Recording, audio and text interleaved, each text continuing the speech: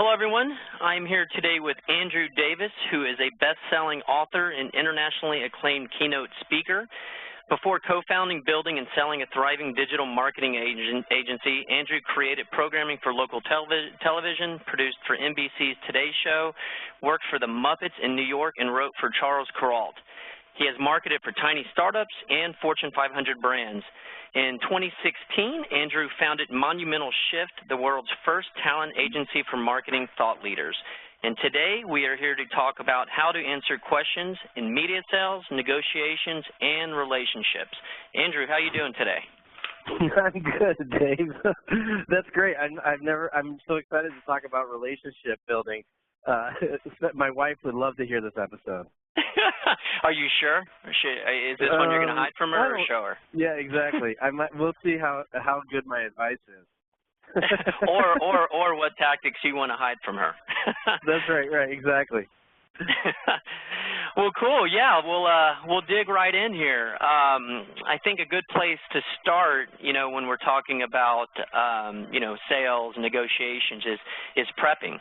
So let's talk about prepping for new prospect meetings and what are some actions sales reps should take to generate, to prep for the right questions to ask.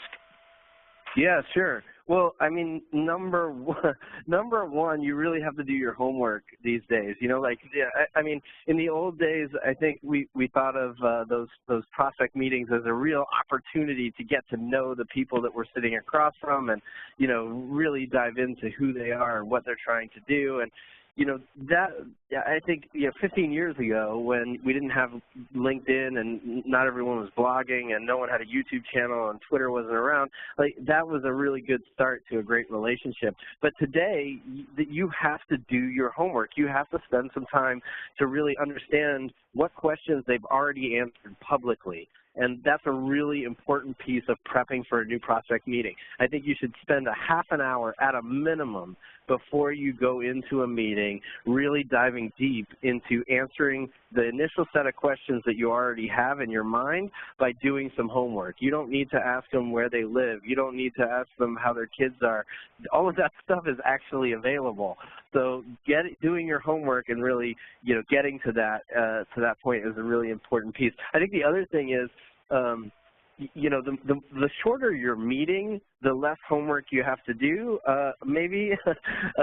And I think the closer you can get to having a really productive meeting instead of a long, drawn-out one. So think of your meeting as a 20-minute meeting instead of an hour-long meeting, and you start to really honing in on what are the questions I really am going to ask when I sit in front of this person or get them on the phone. Yeah, cool. So you're looking at, LinkedIn profiles, and for the listeners out there, you don't have to be connected to check them out. So you can always look at them, Facebook pages, stuff like that. So what kind of information do you think is pertinent? I know this is a hard question to ask because, if you're doing some super huge sales, you probably need to go a lot deeper. And if it's, you're selling a $300, ad for a local magazine, it might be different. But what kind of information? You're talking about just like basics, or how deep does someone need to go in prep? Yeah, well, I mean, look, even if you're selling a $300 ad in a local magazine, that $300 ad could be a $1,000 commitment to a longer campaign if you actually understand more about the business. So stop thinking of it as a $300 sale and start thinking of it as a $15,000 lifetime relationship with a brand you've never met before. And I think that, you basically want to do essentially three types of research. One, you want to do personal research as much as you can get it. Who is this person? Where do they come from? What's their perspective? LinkedIn can tell you that whether you're connected or not. Facebook can give you a lot of insight. And, I mean, goodness sakes, Google can give you a lot. If they've been written about or there's a bio on their website, that stuff will show up immediately, and you can get a really good sense for the person. The second one is the company. How deep are you diving into what the company is already doing in the digital world so that you don't have to ask them dumb questions like, hey, have you thought about doing video, or have you thought about advertising in print? You should already know that because you've seen it, and they've either told you that or you've seen it in the online world.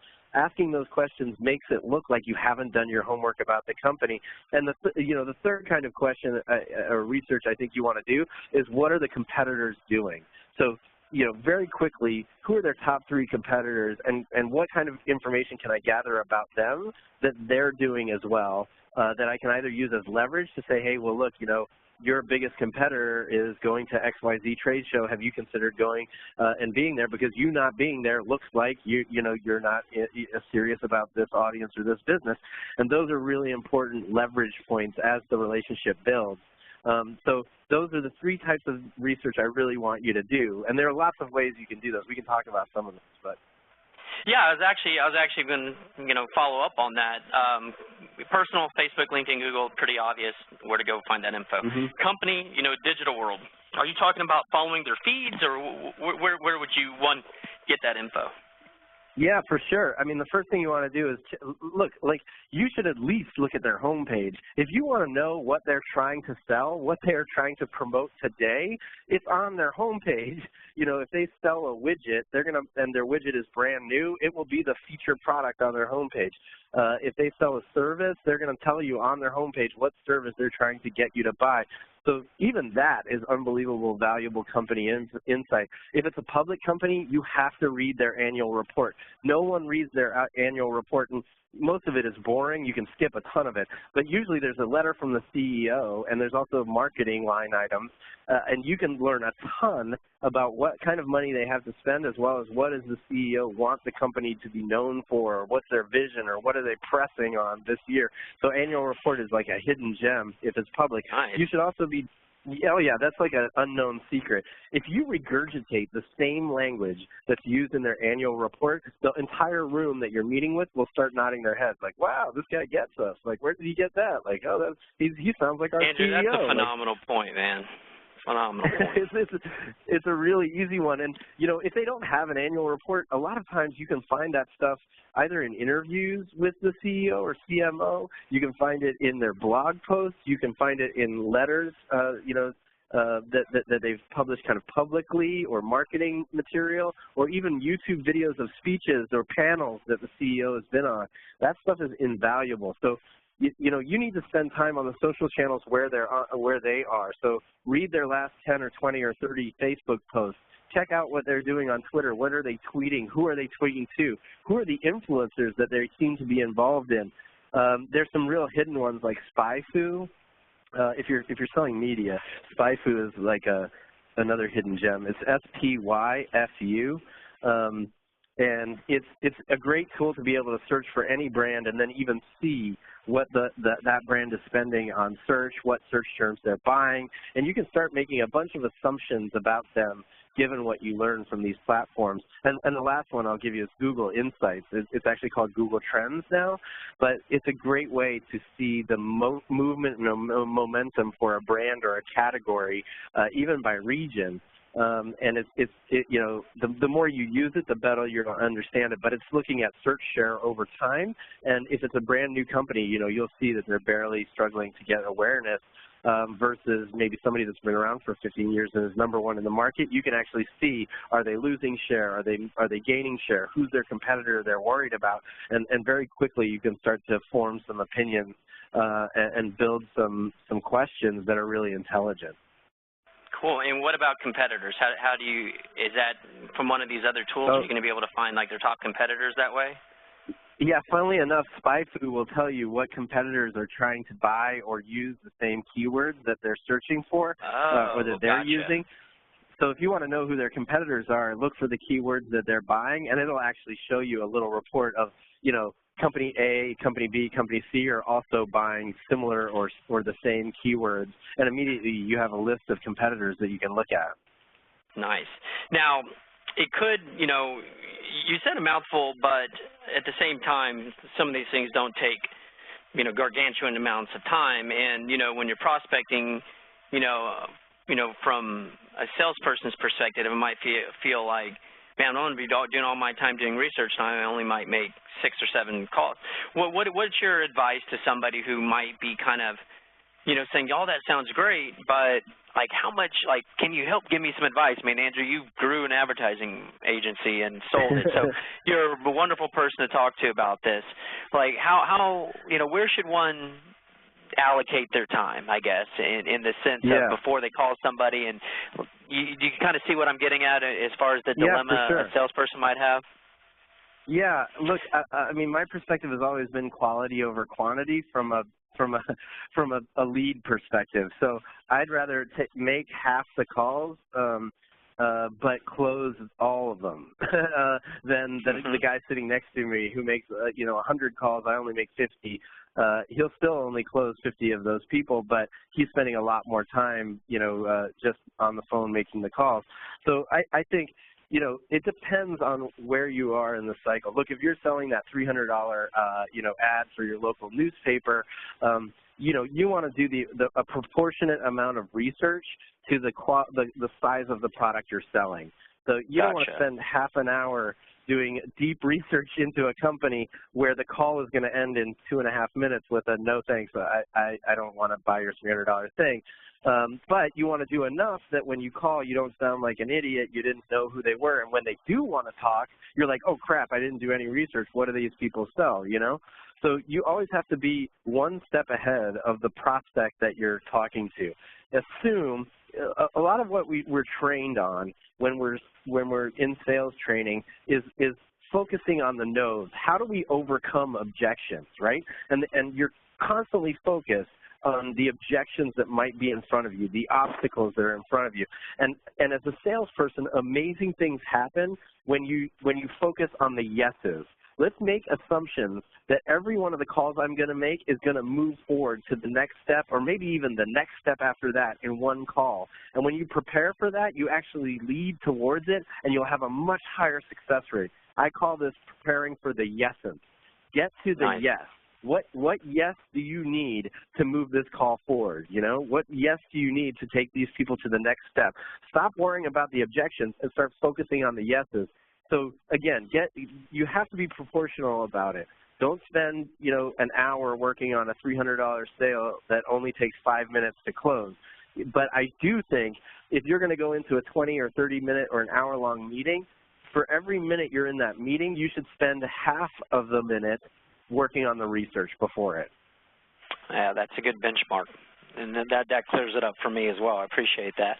Okay, so now we've done our hardcore research or appropriate amount of research. What are some assumptions that you can make as you get ready for the call or meeting? Or actually, let me back up. I kind of skipped over something that would happen before that. So what are some, so you've done your, you get some good examples of what are some good examples after you've done your research that you should be asking after you've done your research?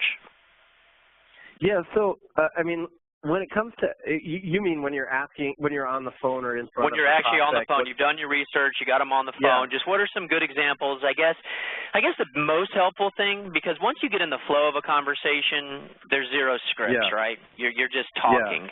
But so let's maybe, to be most helpful for the listeners and people out there, let's break that ice, right? Let's get it going to the flow. So what are some good examples of questions you should be asking as you're just going in and you've done your research to kind of get into the flow? So I like to make really insightful questions. For me, the first questions I ask. So let's say that in my research, I found that on their homepage, we're going to stick with that local city or regional magazine that's selling the $100 ad, right? Let's say it's a wedding photographer, and they've got a June, July, and August special package that they're promoting on their homepage. And I saw it on their homepage just before I made this call. The first question I would ask is, how is that June, July special sale going? Has it been effective? Have you booked more than normal? I want to dive into really specific things that are driving the success of their business and leverage the research I did to show that I'm not like every other salesperson you're going to talk to. Most other salespeople are going to start that conversation with, hey, so tell me a little bit about the photography business.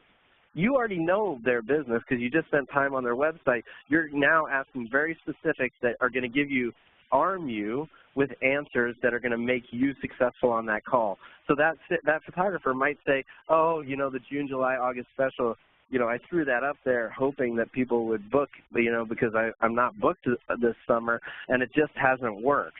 Okay, well that's your opportunities to say, look, it's a great special. Maybe people aren't going to your website. One of the things we have is a $300 ad that could come out this month. Right now, we have space in the magazine, and it would drive people to take advantage of this great offer that you have. And you cut out all the BS. Yeah, no, I hear you. Yeah, and I really don't even think you need to even give any other good examples of questions, because basically the overall point is use that research, and then touch on something that you find will be a bridge between the two of you, basically, and then that'll get everything kickstarted and start building that trust. Yeah, my rule is dive deep and get there fast. Gotcha. Yeah, no, I assume everyone's going to pick it up just like I did, because you really laid that out with a wonderful example really clearly. So it's, just get in there really fast with something that shows that you did your research, and then that'll kickstart, and then you can basically just go from there. Yeah, I mean, I've been in sales for a long time, and I'm learning some new stuff right now, and I'm making my own personal notes here. I mean, this is some really good stuff, Andrew. And I'm not just saying that. I truly am, like, stuff that I hadn't thought of. Not necessarily the research part, although it re-encourages me to do that better, but to lead with that. Lead with that, not with like any sort of standard sales manager script that was given to you by somebody. So I really can feel how that could work amazingly. So now so you're asking the questions, right? Well, let's get to how we answer those questions from prospects. What advice can you give here? So when you're answering questions with prospects, look, when a prospect is asking a question, it's because they're interested. They actually really want the answers, and they're trying to get to the answers as fast as possible. So my rule is always to be direct and deliberate with your answers. So be deliberate and be direct. If somebody asks you a question, the first thing I want you to do is immediately answer the question. So if it's a yes or no question, you've got to answer it yes or no. Should be the first words out of your mouth. So we'll stick with that photography example. If she says, hey, that $300 thing sounds great. How many months is that for? Or she says, do you have any discounts available? Immediately say, no, we don't have any discounts. That's it. She wants the answer to the question. Number two, I want you to stick with making 1 point and 1 point only. So in that example, just stick with it. No, we don't have any discounts. You don't have to explain it away. She just wants the answer to the question. If it's yes, we have some discounts, give me just one piece of supporting evidence. Like, hey, we do have discounts. If you order, if you place the ad for 3 months, we can give you a 15% discount. That's the 1 point. Don't go on and on about it. That's it, right? And the third, that one piece of supporting info has to be limited to one supporting piece of info. The more you talk, the less insight you're giving to that person, and they're not able to process the answer. So be direct and be deliberate. Immediately answer the question. Stick to 1 point and one piece of supporting information, and that's it.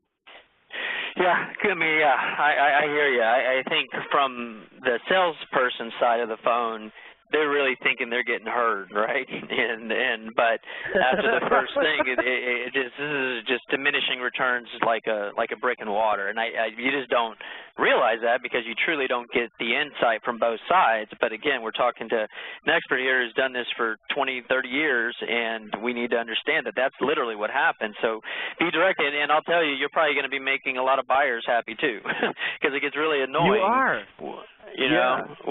When you're just sitting there with a bunch of rigmarole, and that's right. Without being direct. One of the things that we're really bad at as salespeople is being nervous about dropping the price and just letting it hang. So one of the questions that I want you to focus on being deliberate and direct about is when people say, this sounds great, how much does it cost? I want you to just say how much it costs. That's it. So if she says, oh, I love the idea of doing an ad, how much does it cost? I want you to say it's $500. And just be quiet. Can I assume just be quiet. I was giving people an example of being quiet. So, that was good at work. Yeah, thank you. So, I can assume that basically what the underlying message of acting that way, or the underlying result of what acting that way, is you have confidence in your product, and you have confidence that you deserve to be paid for what, and you're not diminishing the value of what your product. Am I assuming that is kind of what possibly might be happening? Yes. Here, let me tell you what a lot of salespeople do. They try to justify the price, or they immediately start giving you opportunities to get a discount.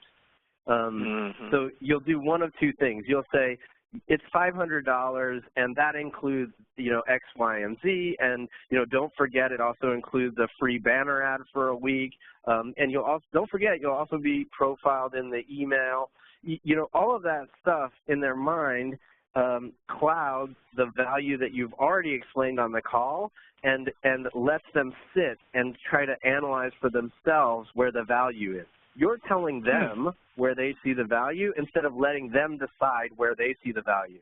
So a lot of times people will say, because here's what they'll say. If you say it's $500, when they say, does that also include the email, that means they're really excited about the email. And you have one of two options. You can say, oh, you know what, it doesn't actually include the email. If you want the email, that's an additional $75 for the month. Or you can say, yes, it does include the email. I'm so glad you're excited about the email. It's so effective.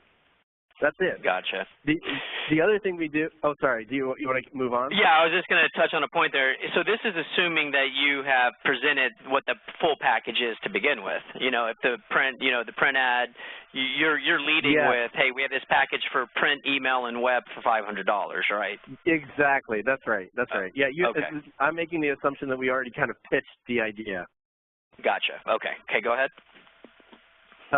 No, I was just going to say the other thing we do is if we sense, even over the course of the call, that this person cannot afford our $500 ad, here's what we do. A lot of times when they say, how much is this? It sounds great. You'll say, well, it's $500, but look, I know you're having a really hard quarter. I know you're trying to get people to buy your photography package. We do have a discount. If you order, by Friday and give me your artwork, I can give you this for $300. You're making the assumption they could not afford it, and you're trying to explain in a discount or explain in to the pricing why it's good value. And in fact, my experience has been a lot of times we interpret their reactions as, I can't afford this. And a lot of times I'll hear on calls where I thought when I dropped the price they were never going to afford this, I'll hear them say, that sounds great. And I'm like, wow, really? I didn't think you would be able to afford this. So don't assume you know what their budget is. Just drop the price, tell them what it is, and just let it hang. And that silence is painful, by the way. Yeah, no, it is. It is, but it's very powerful, and you're not the first sales expert, like a really top sales expert that I've heard say that. So, definitely everybody take that to heart big time. Now, okay, well, to follow up on that, let's say you are offering like a $2,500 a month deal, right? Mm-hmm. But somebody says, hey, I really only have a budget for $1,000. What advice do you give there? Do you just say, well, let me go back to the drawing board and get back to you, or do you try to answer that at that time? I usually try to answer it directly and immediately, right? Be deliberate, be direct. So let's assume that I would never take the $1,000 deal just for fun. For the first example, if they said I only have a $1,000 budget, I would say, look, I can't do $1,000, and our lowest package is $2,500, but here's 2 or 3 other magazines that have price points that might help you. My goal is always to help that person find the best opportunity for them if they cannot do it for me. And I will pass that lead to 3 other magazines, and I'll email them and say, hey, look, this person's going to call you. They only have $1,000, but it looks like it might be a great lead for you. Because I want to be the solution provider so that when they do have the $2,500, they call me. However, if I can negotiate down to the $1,000, I will be deliberate and I will be direct. I will say, you know what, we can do a $1,000 package. but we're going to have to remove 3 things. We won't be able to do the email newsletter, and we won't be able to do the webinar, and we won't be able to do the banner ad. But you will get the print ad.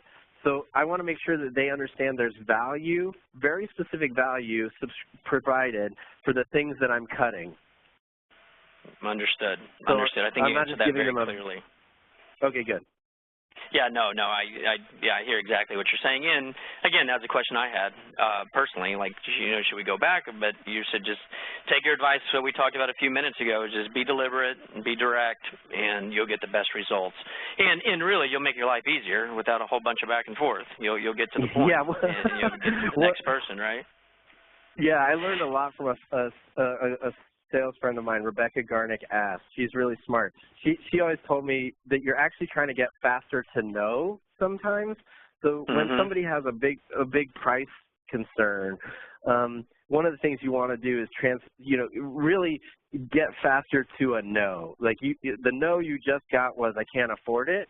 Well, what's the next fastest no you expect to get? So I just told you to focus on the yes'ns. But there's a point at which you have to get faster to the no so that you stop wasting time with people who can't afford your service. Don't denigrate the service or value you offer. And just my personal experience always with the biggest complainers are the ones who are the price shoppers to begin with, which is always a weird thing because they're the ones getting the quote-unquote best deal, right? But they're the ones who complain the most. And it's just, it's never, I mean, I almost could put that in stone at this point, It's crazy how that I've seen that just have so much consistency over the years. It's really weird. It has to be some psychological thing. I don't know. I think it is. There's a point at which you start resenting those clients because from the get-go, you're already thinking, I'm giving these people a deal. And then as soon as they have problems or issues or concerns, if that client was paying the full rate, those issues and concerns would be proportional to the amount they paid. But as soon as they have one, you're like, man, I'm only getting $1,000 for this. Why am I worrying about their issues? That might be it too. So, that might be in my head. I think it's a perception problem. Yeah. Well, cool. All right, let's move on to why or how questions. Let's dig into those a little bit. I know you've talked about that a bit. I'd love to hear it. Well, they're a little bit different than the yes or no's. I still want you to be deliberate and direct, but I want to make sure that you answer the question in a way that gives you enough, enough depth. So if they say, sticking with that $2,500 package, how are you going to make sure that I get the 100 people to attend this webinar? Your answer has to be deliberate and direct. Don't go talking about how valuable your audience is in vagaries. Say, look, we've got a 3-prong approach to getting people to attend webinars. One, we usually get 50 or 60 people to sign up for the live webinar. We usually get 20 more to view it on demand within the next week. And then the last portion, that last 30% of the audience, we do a very heavy blast to a whole new set of customers and clients that we've never reached out before, and we usually have that last 30% show up. So that is how we get your audience to, the audience you want to sign up for the webinar. So again, be deliberate, be direct, make sure you're answering the question immediately, and just being very clear to not get off track. Don't talk about the stuff that doesn't matter. And quickly, I should say, don't be afraid to say, I don't know. So why do you do your webinar packages this way? If you don't actually know why you do the webinar packages that way, it's okay to say, look, I'm not sure. I don't know the answer to that question. I'll find out why we do them this way. But my guess is it's a very effective method to driving the biggest audience that's the most value to you.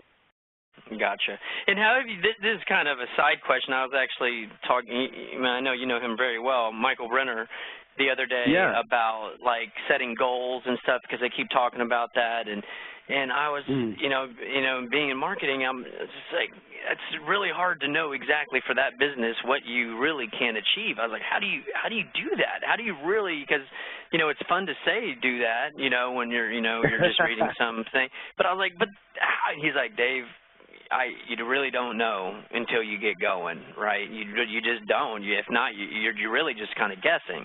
So I was curious to get your take on that, and you know, because it's been a difficulty of trying to be truthful in holding your integrity, which is really you don't know exactly. You're going to be giving it your best effort. You know, you're going to be, you know, you're going to have confidence in what you've done for other people, and but you really don't know I'm going to be able to drive XYZ amount of business until you get going and see what literally happens. And then from there, you know, you can scale up or down or whatever based on budget or more or less budget or whatever, right? So what's your thoughts on that? So, as far as like setting goals and stuff. Yeah, well, so setting goals in the sales, from a sales perspective, I guess. When I'm in front of a potential client, especially if it's a C-level executive, I will say, look, here's what you're doing really well. Here's what the opportunity is. I think we could generate 100 leads for your new product, and here's how we're going to go about it. And when they say this is great, which they usually do, I hope, they say, you know, how can you guarantee that 100? And I say, look, I can't guarantee the 100, but let me quickly tell you about a brand that's very similar to yours where we have been able to drive those 100 new leads that are high enough quality, and I expect the same kind of result. So I very quickly try to answer the question with a short case study that showcases my ability to execute on the goal that I've helped set for them or with them. Gotcha. But I mean, to Michael's point, you don't know. All I can do is offer up the opportunity. You know, there are media brands who are selling performance-based marketing, and it's a very effective way to go. If you're willing to kind of take a little bit of the risk on and say, look, we don't get paid unless you get your 100 leads, but it's going to cost you more. You know, some marketers love that. Like, hey, yeah, sure, if you're going to take on some of the risk, I don't mind paying more if those leads are you know, match our expectations. So then it's very clear you've got to get their expectations right. Gotcha. Okay. Yeah, I mean, I hear you. I mean, yeah, I mean, and it is a hard question to ask because it's based on if you have 100 times you've done something very similar, you're going to have a very good idea and more confidence. If you're just getting going, just be honest all the way through, you know, and you'll just have to kind of build your way up to that confidence to the point where you can do performance-based, but you better know very well what you can or can't do, and that's going to take time, and you know, I would assume at least a few years to get enough examples under your belt and case studies under your belt. Okay, well, let's, so now we're through all the questions. Now we're at the sales presentation. Let's dig into some helpful pointers for putting those together. Oh man, okay. I have a couple. The first thing you should do if you're in media sales, if you're in any kind of sales, is go through your deck and cut 70% of it. Seriously, I want to challenge you to get rid of most of the stuff that doesn't matter. And there are a couple of things I want you to focus on. Number one, get rid of all the stuff about you and your company. They don't care. You don't need it in the presentation. If you don't know that stuff, then you shouldn't be selling for that brand. So get rid of it. Like, a lot of us pitch who we are right up front, and no one cares about who you are until they know what you can do for them. You want them to ask, and some of my most successful pitches are, you know, is where I've presented for 10 minutes, and the first question from the CEO is, who the hell are you guys? Like, that was amazing. I love this idea. Are you legit? Like, it's essentially what they're asking, and that gives us an opportunity to explain who we are. I think I want you to, you know, get rid of the stuff that isn't about that client's success. So you really go through, if you have 10 slides, get rid of 7 of them. The 3 that are left are the ones that matter to the client, and that's a really good way to get much more effective with the presentation. I also want you to focus on the one yes at a time. So take shorter meetings. Instead of doing hour-long meetings or hour-long calls, what you want to do is leave that client wanting more.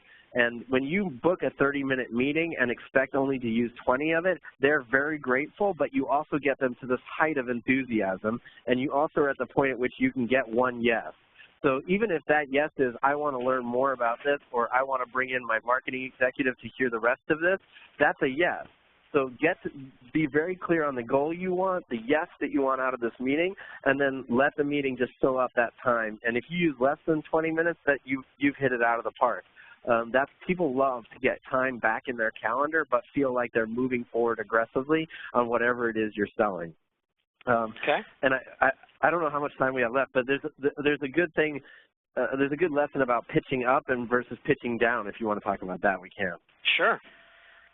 So I think there are two different types of audiences most of us pitch to. One is pitching up to like a C-level executive or a decision maker. The other is pitching down, meaning you're pitching to someone who has to pitch what you're selling to someone else up the food chain. And those are two very different types of presentations. If you're pitching to that up in the food chain, I want you to first focus on what it looks like tomorrow when we're working together. That's the first thing I want you to tell us. So start with what it looks like tomorrow when we're working together. Then show me what it looks like today because we're not working together. So tomorrow, then today. Then tomorrow, then today. Keep building the story by just going between those two things. So it might be like this. Tomorrow, working together, we're going to generate 100 new leads for your brand new widget by hosting a bunch of webinars. You've done a great job, so that's tomorrow. Then I'm going to go to today. You guys have already done a great job of building awareness for your amazing new product.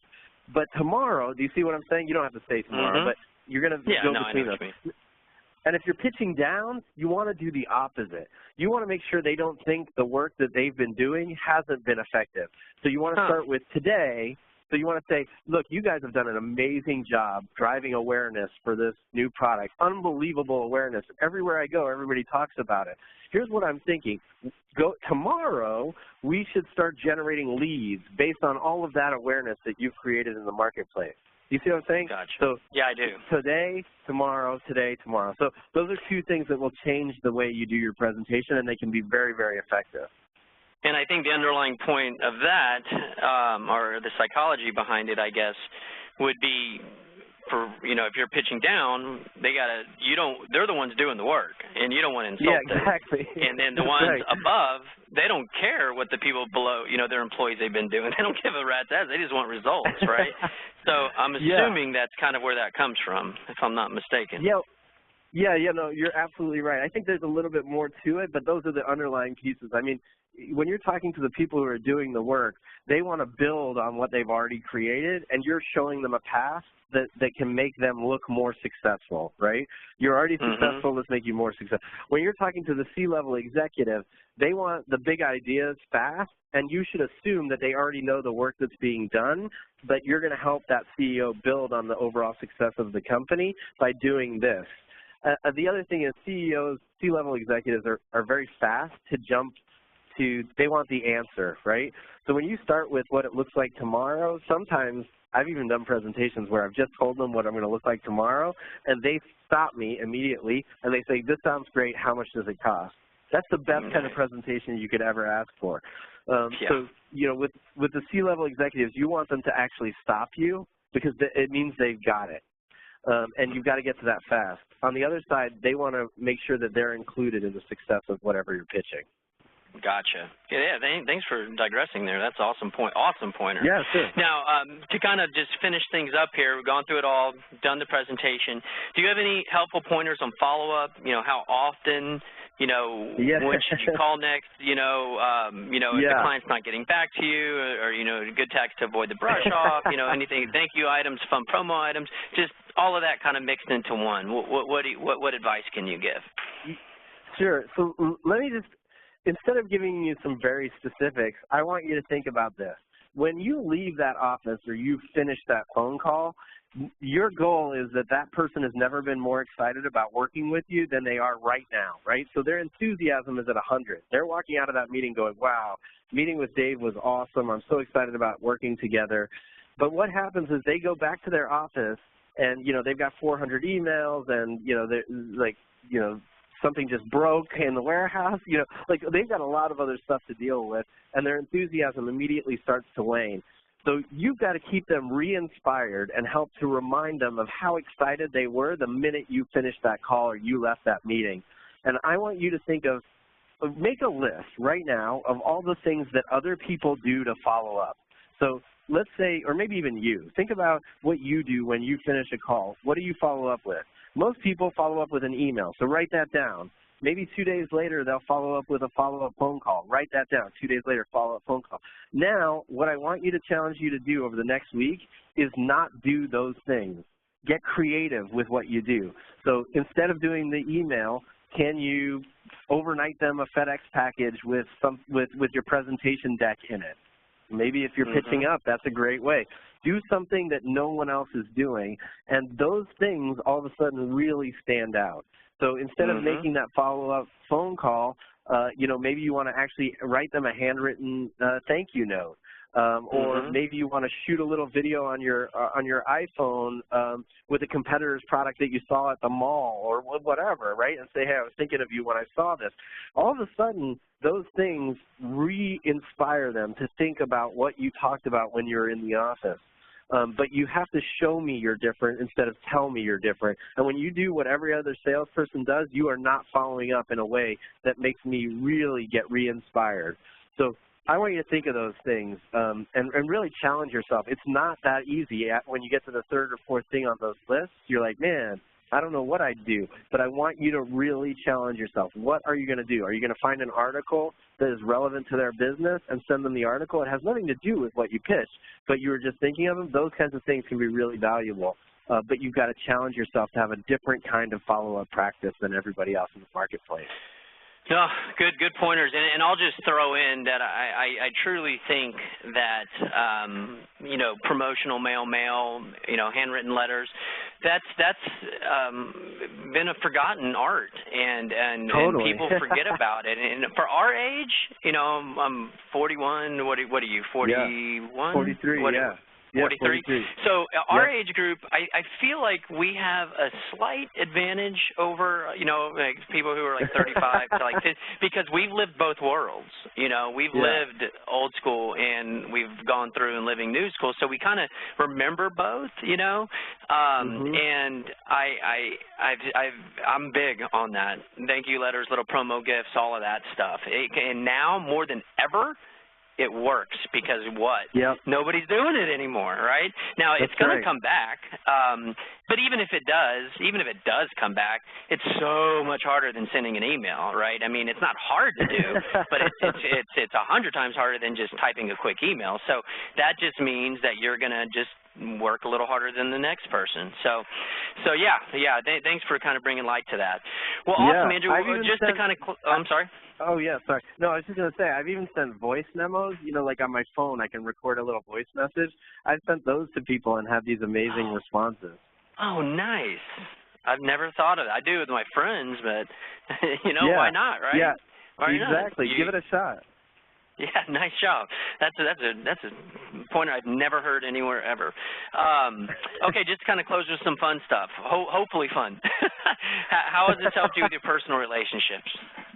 Oh man, well I think I can honestly say the biggest one is how to answer questions. So being deliberate and being direct with a lot of my personal relationships, I think has helped a ton. Especially like my wife and I just sold our house. We're trying to move. We're building a business. We work together. And instead of making assumptions about what she thinks or I think or, what she's working on versus what I'm working on, being really deliberate and direct every time she asks me a question, I think has helped our communication instead of assuming I know what she's getting at. And honestly, that's if you take nothing else out of today, being deliberate and being direct when you answer questions can really change the way you do business and your success in the marketplace. It really is a mind shift, and it's actually harder than I thought. Yeah, no, it sounds easy, but it's going to take practice, just like everything, though. It certainly does. Yeah. Well, awesome, Andrew. I am really stoked about some personal pointers I got today, and for everybody else, I know we're delivering an incredible value today based on everything that you've presented and brought to the forefront of people's minds. How can people continue to learn from you? What are some good places they can follow you and learn? Oh, sure. Well, I have a YouTube channel, which I think is if you just search Andrew Davis on YouTube, I've been doing a lot of these kind of media sales tips on YouTube every other week called the Reboot Ride Along. Those might help, and there's more depth to these as well. But you can find the best place to find me actually is on Twitter. I'm Drew Davis here, and you can find me there.